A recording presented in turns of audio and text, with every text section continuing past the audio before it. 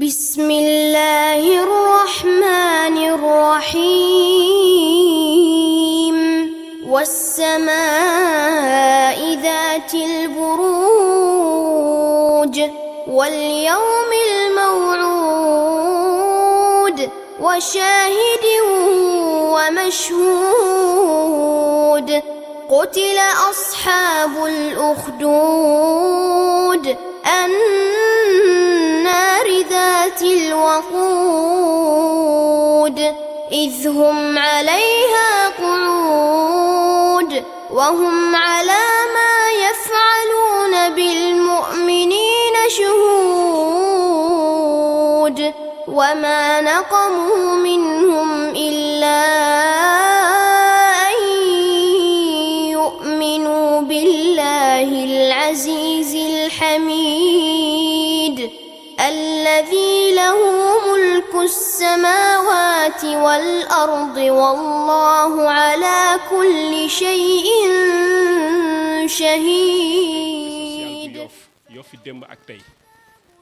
moo am programme bu ñuy tuddee programme Ramadan mu ngi ko tàmbali depuis quelques 4 ans ci gannaaw waaye at mu jot rek am waxtaan bu mu ci def réflexion gën ko renforcer loolu moo waral tey ñu jël format bi pour doxalee lii nga xam ne moom moo ñu fi dajale waxtaan wi nag ni muy tëddee dinañu jox kàddu gi El Hadji Abdoul Aziz Thiaw nekk le 2e vice-président de l'APEXI moom moo leen di dalal jàmm su leen dalalee jàmm ba pare dana ñëw tuuti ci liggéey bi nga xam ne moom la APEXI di def sur le plan social dina génn les grandes lignes baaxee leen ko su paree danañu jox kàddu gi docteur Oumar Mamadou Samb nekk le président de la commission de l'action sociale sanitaire et de la petite enfance muy commission bu ñuy faral di tudde ci association yu bari commission sociale mais APEXI daf ko faram fàcc moom bu jëlee kàddu dana ñëw exclusivement ci li nga xam ne moom la ñu nar a def ci mois de Ramadan bi dana ci ñëw au détail près wax leen ci bu ko defee gis-gis bi gën leer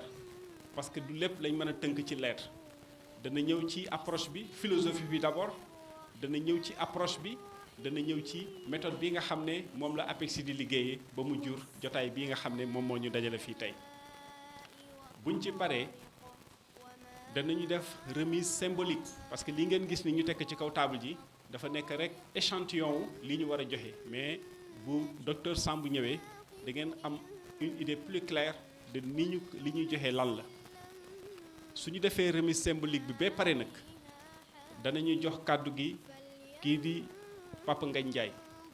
moom ak Jaraaf Séni danañu wax ci turu comité d'honneur bu APEXI bu ko defee imam ñu jox danañu tànn kenn ci mbooloo mi laata ñoom ñuy wax danañu tànn kenn ci ñi nga xam ne ñoo koy jot mu daal di joxe appréciation au nom de l'ensemble des bénéficiaires bu ñu paree ñu jox ñoom Papa Ngagne ak Jaraaf Séni au nom du comité d'honneur bu ko defee nag ñu daal di clôturer la séance parce que weeru koor la ñu ne te après midi bi dafay faral di xat loolu daal mooy li nga xam ne noonu la ñu bëggoon tëralee liggéey bi donc sans plus tarder dañuy jox kàddu gi El Hadji Abdoul Aziz Thiaw en tant que 2e vice-président de l'APEXI mu jàllale le mot de bienvenue di taxaw rek daanaka ñoom ñoo ñuy encadré vraiment ñoom ñi nga xamante ne nekk nañ ci comité d'honneur yëpp te teewuñu fi mu ngi ñaan sunu borom ci barke weeru koor gi yal na yàlla guddal seen fan di am mbégte aussi di dalal ñi nga xamante ne ñoo fi ñëw tey seeni quartier wala seeni jàkka yebal leen fi donc ñu war fi séex teraanga ci turu Yoff activité bi nag xam naa après docteur Ngalla Samb dina ci ñëw en profondeur APEXI nag comme ni ko As waxee association la boo xamante ne mag ñi ñoo ko fi sampoon teg ka fi mu def ay at yu bari ba jege na am ren lay am ñeent fukki at donc yàlla di def muy dox ba ëgse si ñun donc ñuy wéyal ci ndigalu mag ñi samp bi nga xamante ne mag yi ñoo ko fi tegoon donc suñu intervention dëgg vraiment defe naa yaatu na torop mais tey dañuy fësal rek li nga xamante ne chaque année ñu ngi koy def ci wàllu social donc bokk na ci activité bi ñuy def ci koor gi nii donc lii daaw lañ ko commencé mais avant lii chaque tamxarit am na loo xamante ne ñu ngi koy séq ak quartier yi fi nekk pour dimbali leen ci wàllu nag yi tamxarit beneen bi am na ay appui yoo xamante ne mu ngi jëm ci ay nit yu feebar ñuy bind ay APEX ñuy bind lettre APEX ñu am chance vraiment ci suñu biir équipe ki jiite commission sociale nekk médecin yàlla na ko yàlla barkeel musal ko ci cat vraiment gën ko dëgëral ci liggéeyam donc ñuy lëkkaloo ak moom di xool vraiment lettre bu ñu jot ñu xool ndax dëppoo na vraiment ak critères yi nga xamante ne war na tax ñu war la dimbali donc ci loolu bu ñu ko defee ñu xool li gën a yella ci ndimbal ñu def ko donc liñ ciy def ci budget APEX daanaka bu ñu évaluer vraiment li nga xamante ne intervention la ci wàllu social liñ ci dugg yëpp jege na 27 millions donc bu ñu boolee li ñu dimbali xeeti ak yëpp donc muy loo xamante ne vraiment dañ ciy sant sunu borom loolu ndëkk vraiment ñi tax mu am mooy kilifa yi ñu doon wax sànq parce que ñoo yàgg a taxawu APEX ba mu am patrimoine donc liy jóge ci patrimoine boobu yëpp lii ci ëpp dañ koy dugalaat ci social di ci faj nit ñi di ci jàppale ñi nga xamante ne dañ am ay difficulté seenam njàng donc lii tax ndëkk duñ fi toog chaque année di ko saraa mooy que ni ci sutura lañ ko war a def parce que ci dëkkab sutura lañ nekk ba tax na ku ñu bind lettre rek buñ gisee ne vraiment war nañ la jàppale dinañ la jàppale lu ñu mën il est vrai que ndëkk depuis at yi mujjee dañ ne dañ def priorité bi ci ay intervention yoo xamante ne dafay jëm ci groupe de personnes comme niñ koy defee ci jàkka yi nii donc loolu mooy gën a matale mais terewul ñu ngi jël en compte toujours particularité yi parce que tey nit mën na tëdd hôpital ñu war ko opérer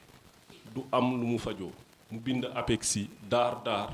vraiment lu ñu ci man dinañ ko ci def parce que loolu mooy suñu cër donc loolu daal vraiment dafa nekk loo xamante ne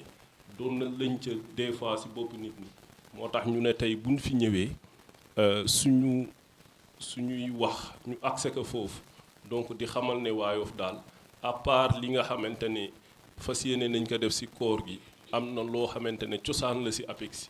muy wàllu social képp ku xam ab lébu xam ni mu fokkee mbokk xam fi mu teg dimbalante boobu ndëkk APEX ñu ngi ciy jéem a bay suñu wàll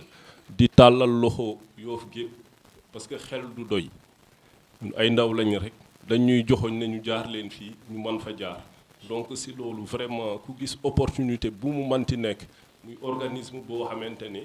dafay joxe ay lu ko mel ni ay bourse scolaire wala leneen ñu ngi lay tàllal loxo ñu ànd ci APEX dem jëli ko parce que bu ñu ko jëlee dañ koy delloowaat rek ci waa Yoff donc loolu daal lañ amoon lu ñuy tënk ci wax ji bu guddee nag ñu ngi ciy jéggalu koor gi moo ñu xaw a jàpp waa Ndioufène ni nañ ma jéggal donc vraiment di sant suñu borom di leen baalu di ñaan suñu borom li ñu fas yéene def ni yàlla may ñu koy wëyal ay ati at chaque année muy gën a yokku bi jaahi rasulullah sallallahu alayhi wa sallam allahumma salli ala sayyidina muhammadin wa sallam dab si ci liggéey bi di beral nuyoo suñu papa El Hadji Mamadou Gaye bokk ci doyen yu APEX moom it tout à l'heure au moment de clôturer danañ ko jox kàddu gi en tant que doyen mu wax ci turu mag ñi nga xam ne ñëpp ñoom la ñu àndal ci biir Aziz wax na sànq lu am solo biir comité directeur bu APEX naam am na ay xale waaye nag xale yooyu dañu ànd ak ay mag yoo xam ne ñoom la ñu nekkal ci biir am na ay góor Maguette Ndiir mu ngi ne le toog Cabaa ngi ne le toog mais am na aussi ay góor ñoom El Hadji Moustapha Gueye ñu ngi nii toog Moussa Ñing Pape Samba Ndoy ak ñoom président May Diagne ñooñu ñëpp ñooy àndandoo nag ak ñi digg doom ak ñëpp ñuy toog di weccoo xalaat donc lu ñu fi indi rek dañu ko waxtaanee ba jubboo ci soog ko indi quoi donc tout à l'heure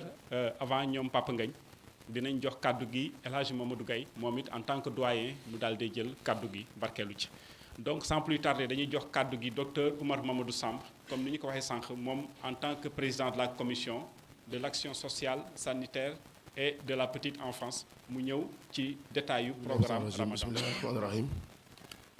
ñu ngi nuyu ñëpp ñu fi teew di leen baalu àq di sàkku si yéen également ngeen baal ñu ngi à la suite de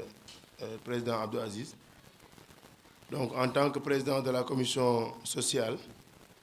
ñu ñëwoon comme ni ko As waxee pour un peu def le détail par rapport ak li ñu programmé par rapport ak weeru koor bi donc APEXI comme ni ko Abdou Aziz waxee léegi par rapport à son programme bu commission sociale am na activité yu bëri yoo xam te ne mu ngi koy mëne pour dimbali nit yi donc ñu ne woon weeru koor bi nekk na moment boo xamante ne ni moment bu de partage la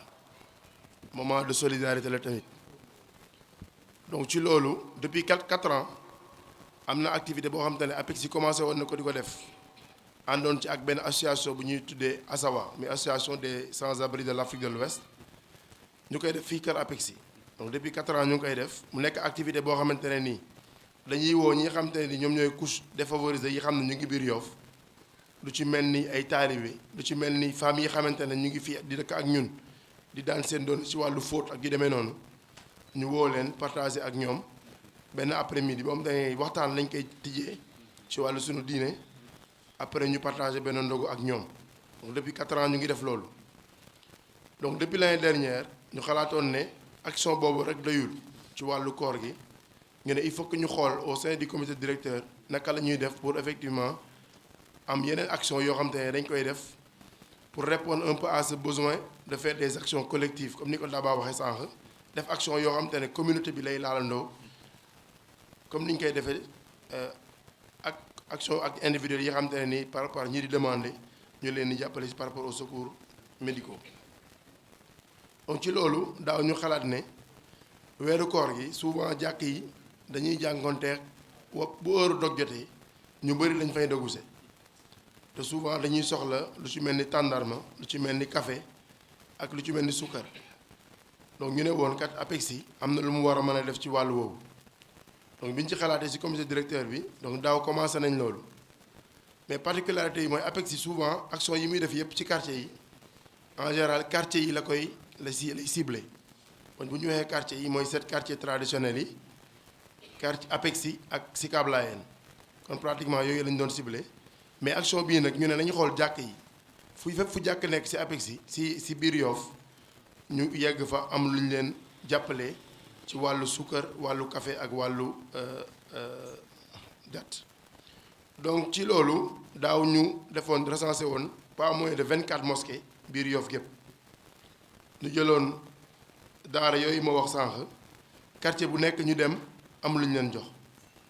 mais daaw activité bi ni ñu ko defee woon dafa nekk loo xam ne waaye ñu ko woon trop ba am na jàkk yu bëri xam ne bi ñu fay dem sax pratiquement fekk ñu fa kenn donc dañu obligé di woote di joxe donc mu nekk action boo xam ne dafa xawoon dispersé et puis matalewul ni mu war a matale par rapport à la communication ren nag ñu ne nañu changer formule bi ñu woo nit yi ñu ñëw fii comme ça dinañu permettre ñun ñu mën a identifier effectivement ñi nekk ci mosquée yooyu dina permettre ñu mën a saafonteeg ak ñoom dina permettre effectivement ñoom aussi par rapport ak seeni attentes ñu mën a weccoo xalaat pour xool li ñuy def lan mooy pertinence bi donc ci loolu ci lañ convoqué woon ñëpp ñi xam ne ñoom ñooy représentant mosquée yooyu pour ñu teew fii tey ñu waxtaan ak ñoom jox leen effectivement weccantoo ñoom teraanga yi xam te ne moom moo ne ci kaw fii donc ci loolu comme lépp liggéey bu ne il faut nga am benn méthodologie boo xam te ne moom nga koy defee ñu ne woon dañuy jël quartier traditionnel yi muy 7 quartiers traditionnels yi ñu jox leen benn kit boo xam te ne dafay composé de benn pack de café boo xam ne 24 moo ci nekk 3 paquets de sucre de 5 boîtes de sucre ak 2 paquets ou date donc boo xoolee boo ko évaluer loolu 65 000 francs la lay dikkee à part quartier traditionnel yi ñu jëlaat yeneen 8 mosquées yoo xamante ne nii Sicap Layène ci la jàkku Njuufeen jàkku Genta ak jàkku APEXI yi ku ci nekk ñu jox la loo xamante ne nii valeur u 57 000 la lii des ci mosquée yi mooy yeneen 24 mosquées yi muy au nombre de 9 muy mosquée wu école arabe jàkku Njuufeen Bamba Sall pas jàkku Njuufeen ba benn bu mag bi jàkk mosquée Abdourahmane Sow jàkk mosquée Baye Tàndarma mosquée Tongoor Croisement mosquée Tongoor Fële Géej mosquée Cheikh Abdou Mbaye mosquée Njéeneen ak mosquée bi nekk kër Mbacke Ba Maam Ousmane Samb donc ñu ne woon mosquée boobu ku ci nekk dinañ ko jox valeur u 50 000 donc ci loolu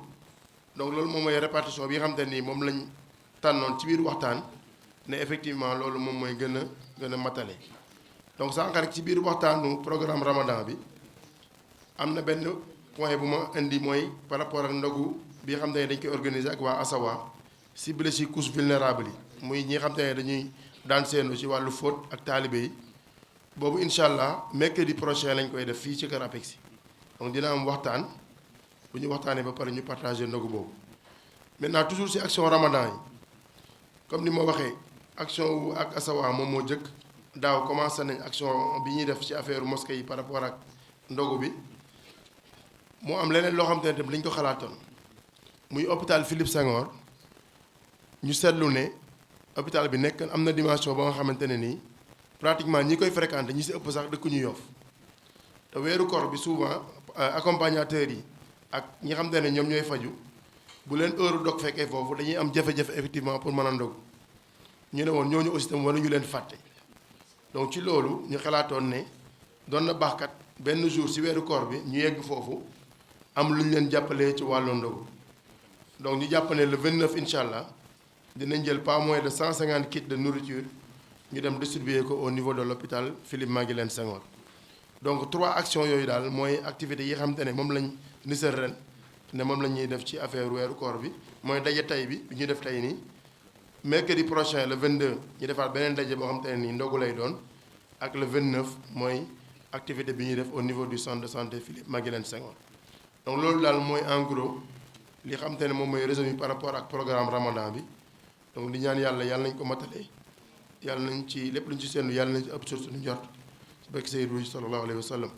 ñu gërëm ñëpp sant ñëpp daf nañ ci lu mu néew ñetti réunion di weccoo xalaat wax na ko sànq Aziz wax na ko sànq xel du doy mais daal pour le moment lii mooy consensus bi nga xam ne moom la ñu consolider woon et que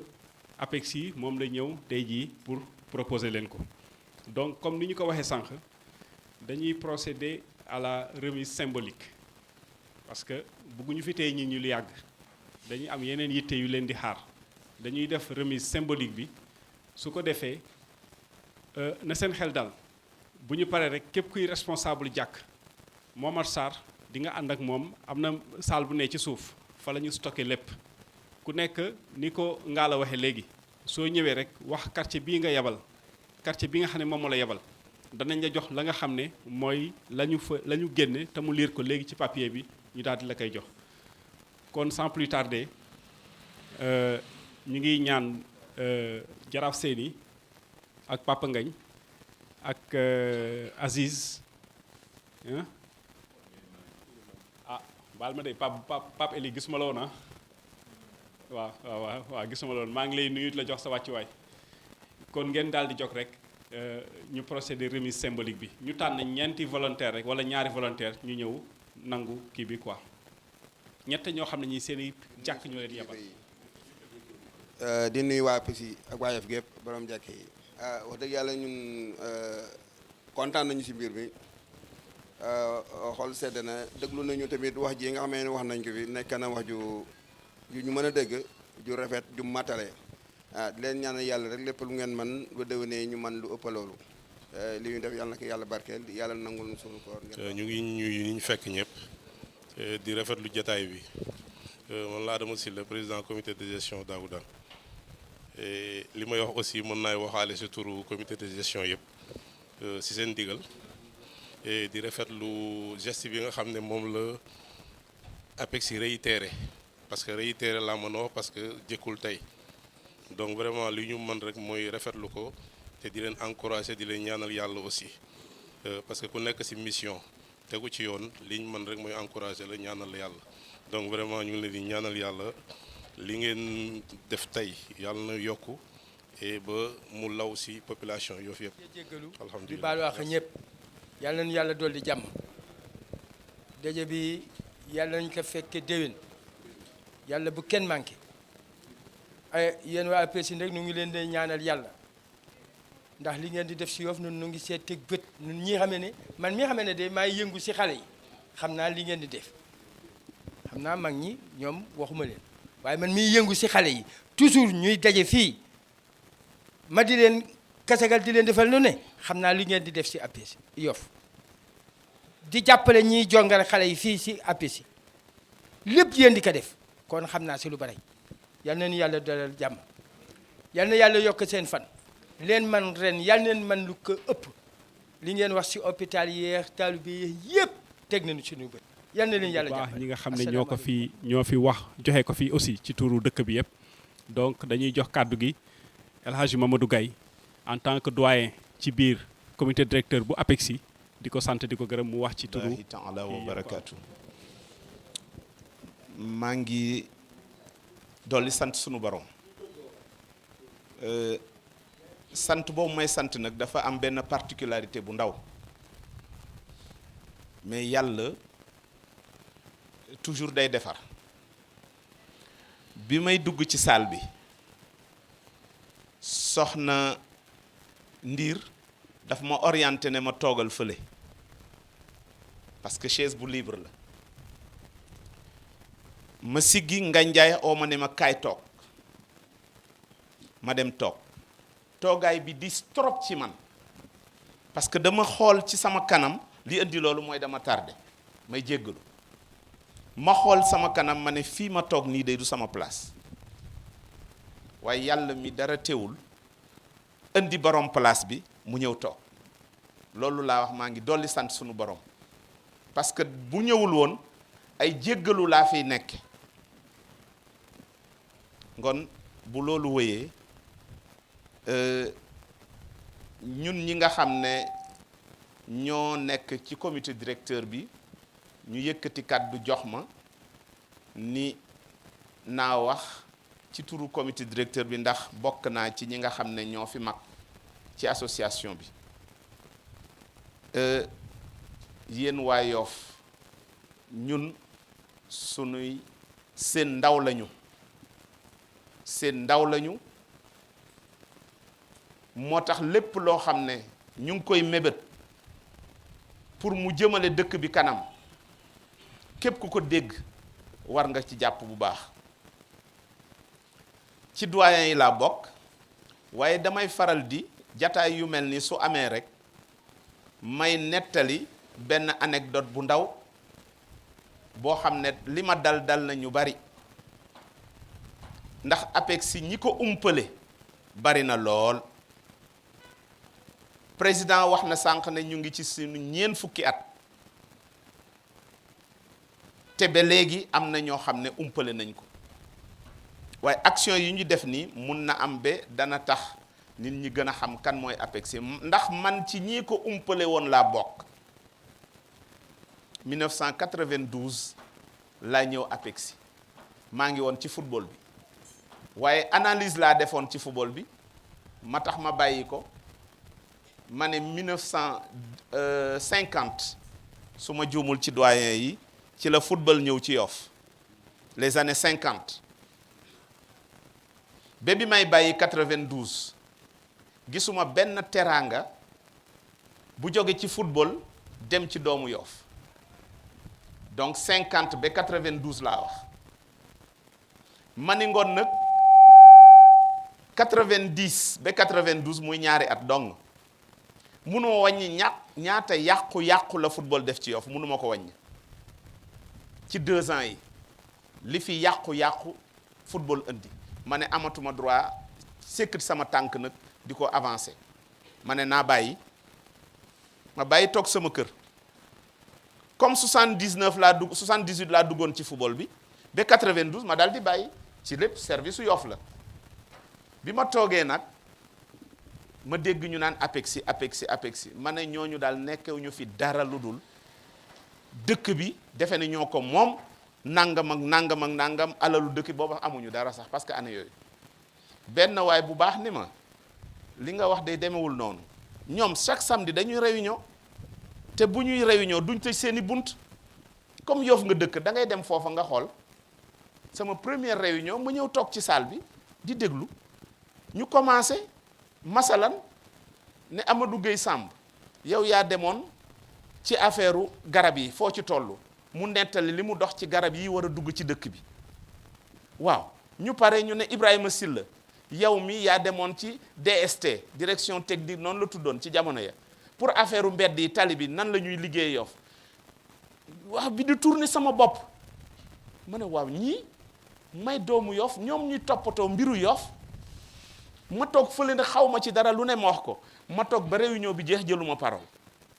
réunion ba ca topp ma ñëw toog comme laata réunion di jeex nag dañu naan war nañ dem place sangam ak place sangam ak place sangam ñan ak ñan ñoo d'accord pour dem ñu yëkki seen loxo ñu bind leen réunion ba ca topp ma ñëw toog bi ma toogee ñu waxati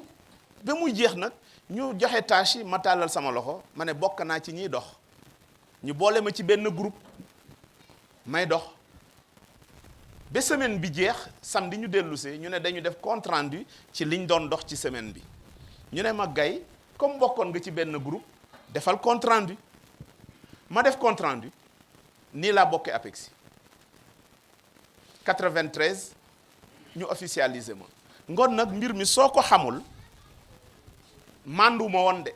moo waxoon moo taxoon mais ñàkk a mandu boobu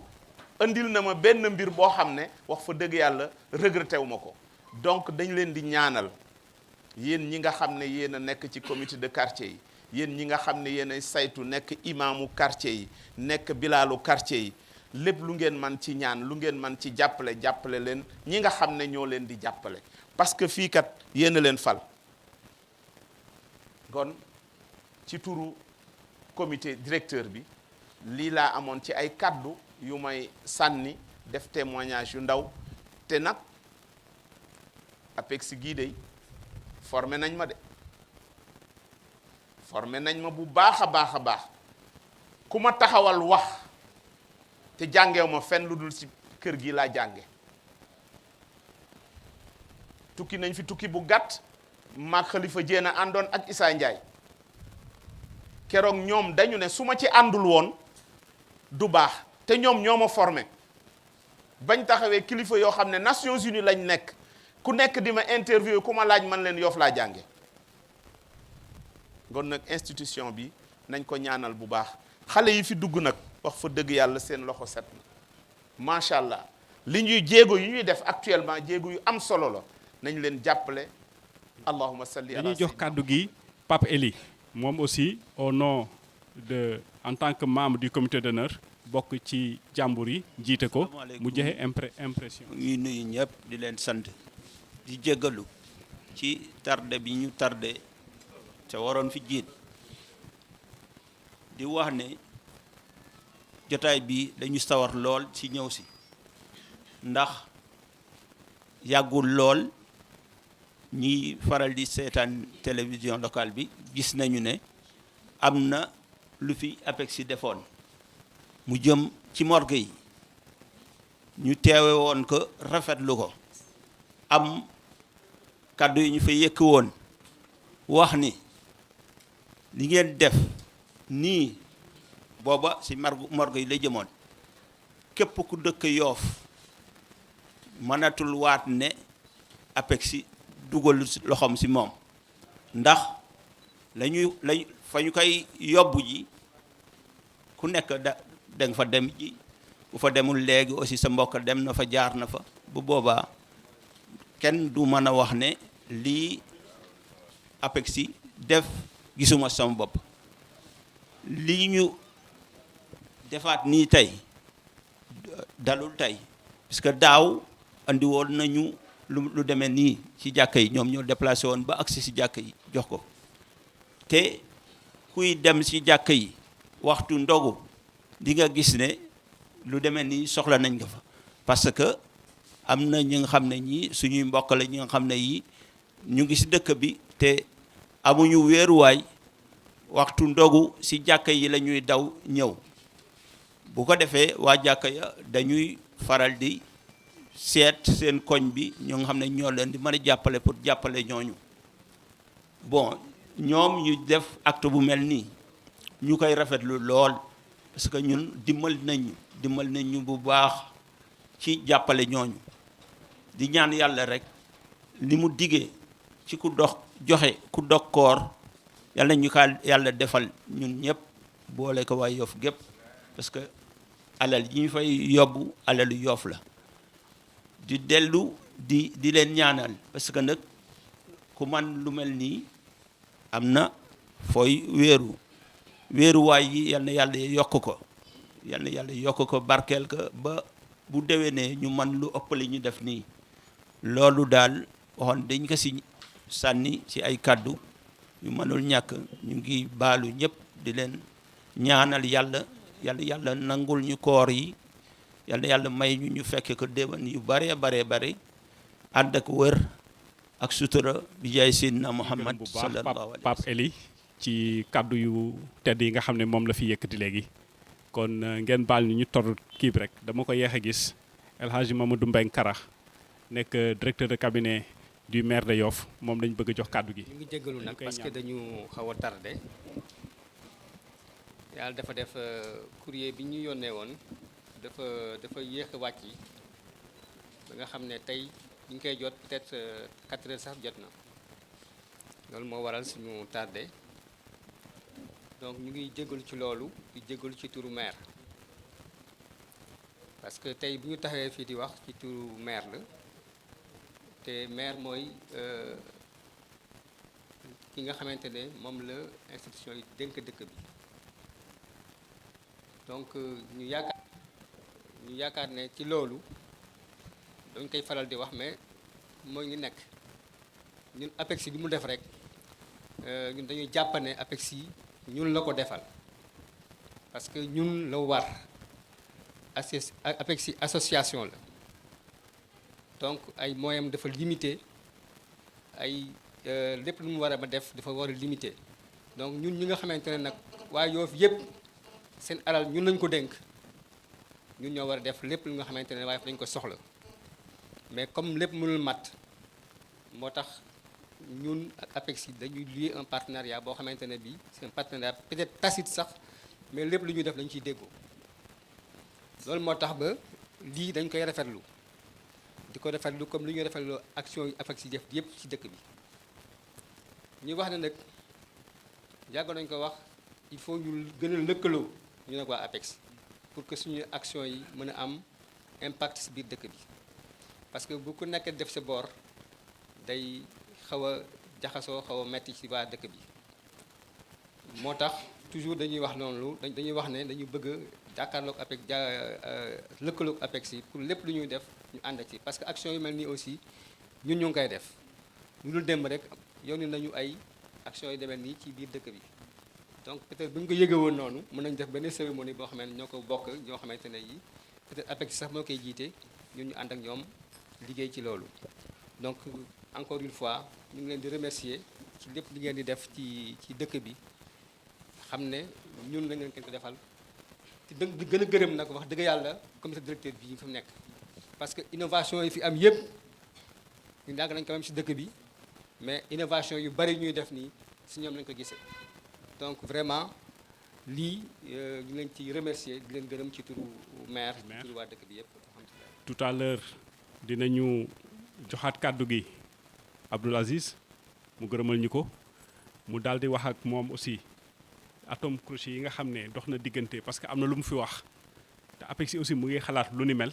sànq wax nga ko Omar wax na ko donc danañ la joxaat kàddu gi bu ko defee moom loolu day nekk lu muy yóbbaale mais moom mii nag personnellement aussi dañ koy gërëm parce que wax dëgg yàlla booy doxal kilifa façon bi nga koy doxee mën na ci déteindre positivement comme négativement mais man day yàlla daf ma nattu ma nekk fii jiite administration bu APEXI mais maa ngi leen di biral ne li ñuy toog te duñu jokkoo man ak moom bariwul te lépp ci ay weccoo xalaat la seet diggante bi naka la lëkkaloo boobu muy wax di gën a nekk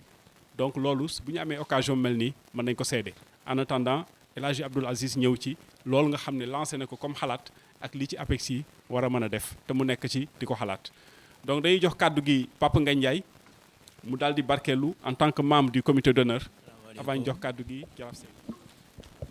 wax ji moom du mën a bari ndaxte ñi ma jiitu daanaka wax nañu li ci ëpp solo mooy dañu war ñaanal ñi nga xamante ne ñoo jiite APEXI ndaxte xew-xew yu mel nii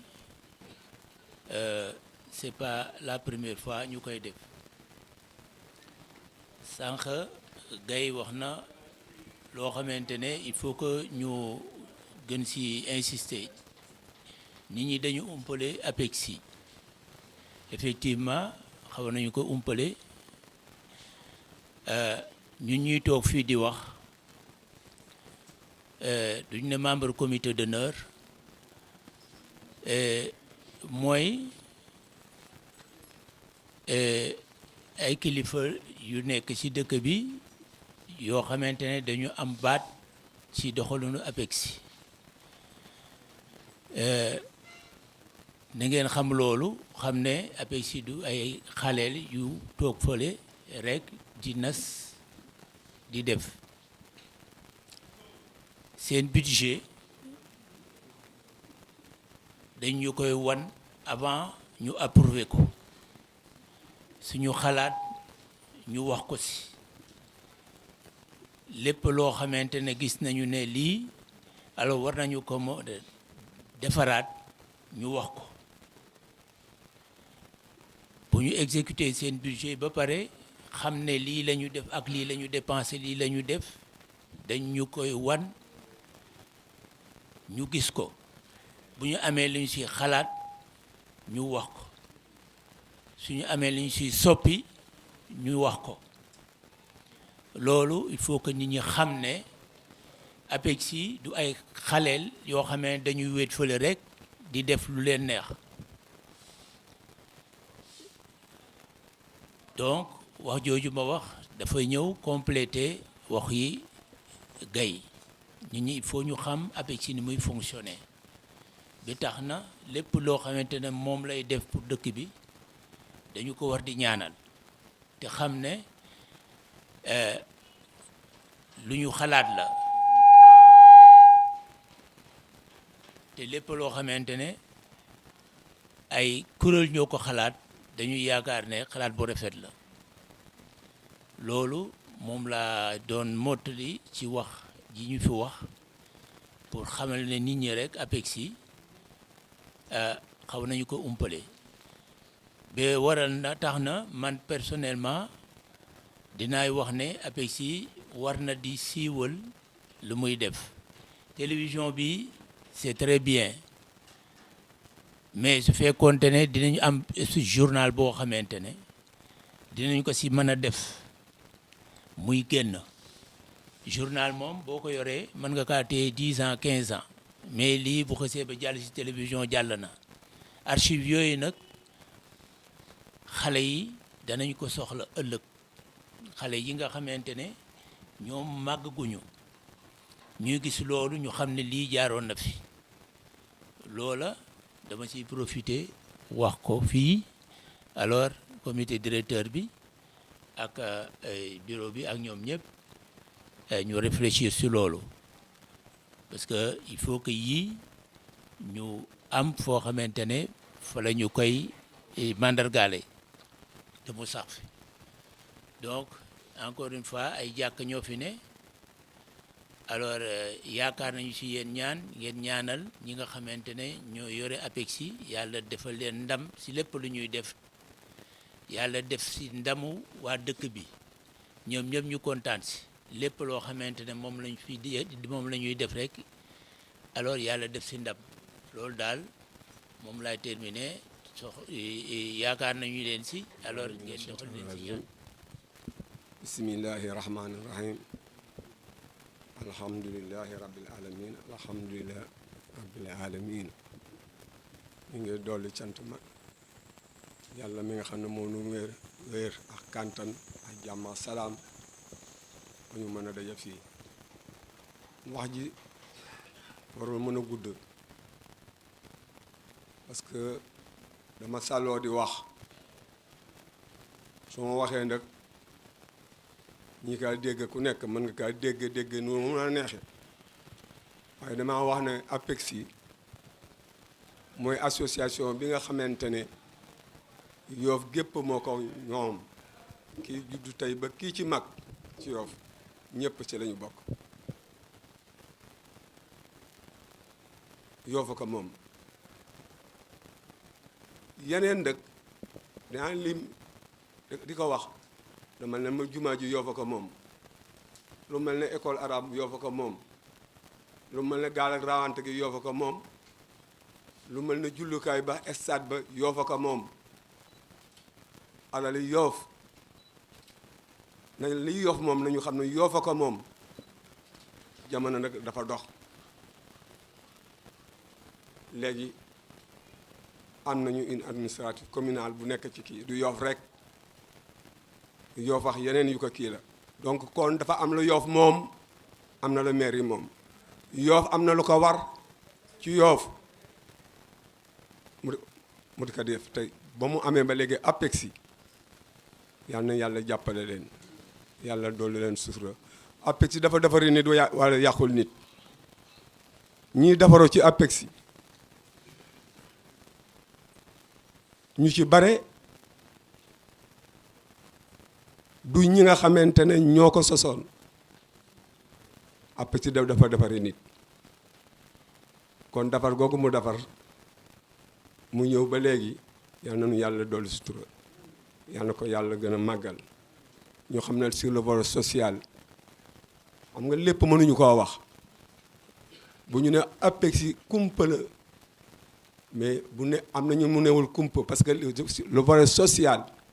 APEXI li muy def si Yoff ci ndimbal ci kër yi ci nit ñi waaw boo demee hôpital bële am na projet boo xam ne ASMIR APEXI liggéey na fa benn bâtiment te association la quai de pêche bi ci APEXI la APEXI avec la coopération française yaa ma dégg APEXI yaa ma dégg ñooñu ne duñu liggéey association ñu kii ko maire bi muy dox ba agsi fii APEXI li mu liggéey bare na waaw ndimbal yi bare na ñu koy def ci dëkk bi waaye dama ne du ñu defal seen liggéey ndimbal bu pare di ko wax ci rajo yi waaw du ñu ko defal ma jaañ di ko wax ci rajo yi waaye mag ña lañ ñu waxoon ci wàll woowu ci la ñu nekk di def ba léegi waa APEXI yal na yàlla jàppale leen ngeen góorgóorlu bu baax waaw li ngeen def rafet na bu ñu delloo ci penc yi ñi fi teewal penc yi ba ñu demee nañoo xamal waa penc yi la nga xamante ne lu mel ne APEXI mu ngi koy def ci penc yi ak faneen lu mu mënta doon loolu mooy siiwal waaye ñëw fii jële fay wax boo demee doo ko fa yóbbu te da nga ay nit nga représenté fii loolu jaaduwul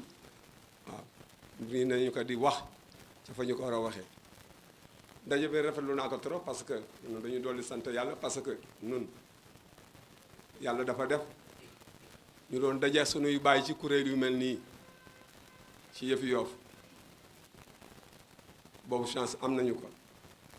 tey bi ma fa gisee sama benn doom dama ci kontaan waaw lu ñëw nañuy oo xale ya mag ñi nañuy ñëw mag ñi tey ñoo fi gën a néew an mag ñi ko fi mag nga njaay fi mag ku fi mag nga njaay ah mag ñi am na ñoo xam ne ñu ngi ci dëkk bi valide lañ leen di oo ci mbootaay oto yenn yi ñu mën a teew bu nit ñi ñëwee ba boobaa bu ñu leen di gis suñuy xel dina am lu moo daw di ko labat waaw yal nañu yàlla dolli sutura li ñu fi ñaan yëpp ci màggaayu weeru koor gi yàlla nu ko yàlla defal ñi nga xam ne ñoo toll ci yor li ñu yor waa dëkk bi ñu leen ko jox waa dëkk bi nañu leen jàppale bi moo di lu ñu nekk seex ñoom ñoo ma dégg waaw teraanga yëpp mënoo mat waaye li ñoo def ci dëkk bi ñu kaa gis nañu ko gërëm nañu leen sant nañu leen góor ak jigéen waaw couche yëpp yal na yàlla dolli sutura yàlla dolli jàmm ci dëkk bi dolli xéewal weeri koor gi lëndëm yi fi am yàlla na ko yàlla leeral yàlla jubaale xol yi waaw noonu ñaan yàlla ñun waa Yoof yàlla dolli nu sutura jubaale xol yi nu ànd doon benn ndax lu nu yootu man ko am gërëm nañu waa APEXI am mbooloo yu fi teew yëpp yéen vraiment kontaan naa ci mbooloo mi fi teew parce que ñii lépp lu ñu fi wax tey lu ñu fi tëraloon yaa ma dégg kan ñeneen mënuñu kaa dindi ñooy waa dëkk bi non mbooloo mi teew fii lépp lu ñu fi doon tëral wax ko ba tënk ko mooy waxu dëkk bi kenn mënu kaa dindi yàlla na yàlla jàppale ñu jaayeen yëpp maa ngi jégaluwaat si kàddu yi may yëkkati surtout après ginnaaw bi kilifa yi waxee di dalal rek sama kilifa di premier vice président xam naa koor gee ka jàpp moo tax mu ñuy buux boobu ba léegi donc ñëw na sànq dafa ne woon si ay xat-xat di vraiment feeñal suñu mbégte si dalal fi waa représentant commune bi donc le représentant du maire muy son directeur de cabinet di El Hadj Mamadou Mbeng Karax di fësal rek wala biral si kanamu Yoof que ne am na lu bëri loo xamante ne sumba nañ ko ànd si ak waa maire yi Abdoulaye Diouf Sarr en personne à chaque fois suñu dajee dafay wax ne membre ab APEXI la parce que xam na li APEXI di représenté pour Yoof donc intérêt yi APEXI wala fépp foo xamante ne APEXI nekk na fa di liggéey mairie bi bu ñëwee da koy dooleel mais du ñëw di mel ni kuy xëccoo loolu wala mu koy siif ba loolu feeñ na si bayaal yi nga xamante ne moo nekk fii aménagement bi waa mairie ñoo ko def ñoo ko financé entièrement projet état la bu jaar si ay loxoom vraiment mu yéwénal ko waa APEXI donc bu dee APEXI Yoof la ko yéwénal donc am na aussi sa incubateur boobu de l'émergence bi ñu tuddee Jaraaf Issa Mbeng aussi loolu financement bi yëpp mairie moo ko def donc vraiment muy lëkkaloo wala àndandoo boo xamante ne ñu ngi koy ànd ak équipe municipale bi fi nekk mais ndëkk ay nopp moom ak boroom loolu dugguleet parce que maire Issa bi mu fi nekkee noonu la woon Jaraaf seeni wax na ko donc si magistère yu maire Mamadou Diop ak maire Issa collaboration bi yàgg na donc ñoom aussi bi ñëwee vraiment wéyal nañ collaboration boobu ñu ngi koy béral si kanamu kilifa yi fi toog yëpp donc am na invite bu mu dem loolu def aussi ñu ngi siy jéggalu monsieur le représentant parce que bi ñuy sumba waxtaan wi waroon nañ leen si associé mais ndëkk yoon yamul si benn te yoon tool bi yaatu na ba ku nekk mën na si ñëw bay wàllaam donc si loolu peut-être événement wala action bi nga xamante ne fas yéene nañ ko def si hôpital Philippe Maguilène Senghor vraiment ñu ngi leen di tàllal loxo ñu ànd si ñun ñëpp parce que sànq docteur wax na ko bu ñuy jël centre de santé Philippe Maguilène Senghor tey mooy centre de santé bii gën a mag si Sénégal daanaka donc loolu muy fierté Yoof waa Yoof yëpp war si jàpp donc vraiment loolu moo taxoon ren ñu ne fas yéene nañ def fa ndogu comme ñii fay ñëw ñi si ëpp dëkkuñu Yoof donc teraanga ji am Yoof vraiment ñu seeg xëkk ak ñoom ba nga xamante ne dinañ yóbbu turu Yoof fu sori donc loolu moo ko sabab vraiment ñu ngi leen di tàllal loxo si loolu ñu si mënee donc ñu jàpp que mercredi bii di ñëw bi si topp incha allah ñu fas yéene fa dem ànd ak malade yi accompagnant yëpp donc fas yéene fa def ndogu loolu daal lañ ne woon dañ koy dollu si vraiment si wax ji